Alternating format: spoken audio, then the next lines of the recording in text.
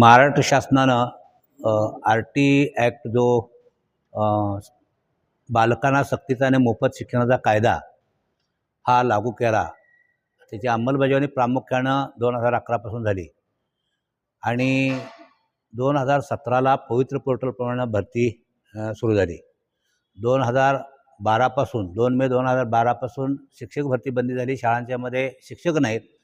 अशा अवस्थेमध्ये शिक्षक भरती बंदी असताना आणि नियत वयोमानानुसार अनेक शिक्षक हे निवृत्त झालेले असताना शाळामध्ये शिक्षक नाहीत आणि अशा वेळेलाच शासनानं टी.टीची सक्ती सर्व शिक्षकांच्यावरती केलेली आहे.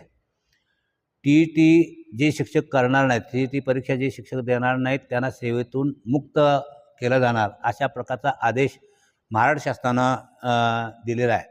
खरं म्हणजे हा शिक्षकांच्यावरती फार मोठा अन्याय आहे. त्या शिक्षकांच्यावरती शाळांच्यामध्ये शिक्षकांनी मुख्याध्यापकांनी गुणवत्ता राखण्याचं काम केलेलं आहे.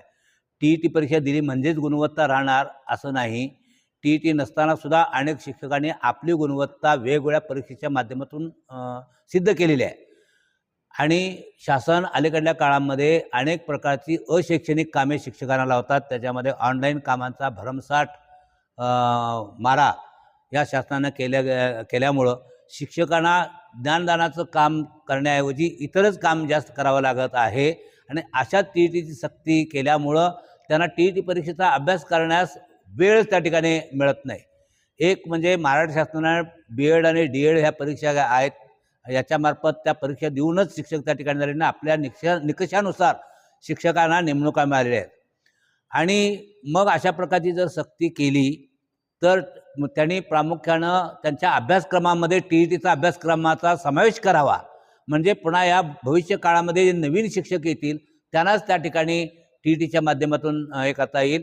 पण पूर्वीचे जे शिक्षक आहेत त्यांना टी.टी अजिबात सक्ती करू नये ही मागणी प्रामुख्याने शैक्षणिक व्यासपीठाची आहे.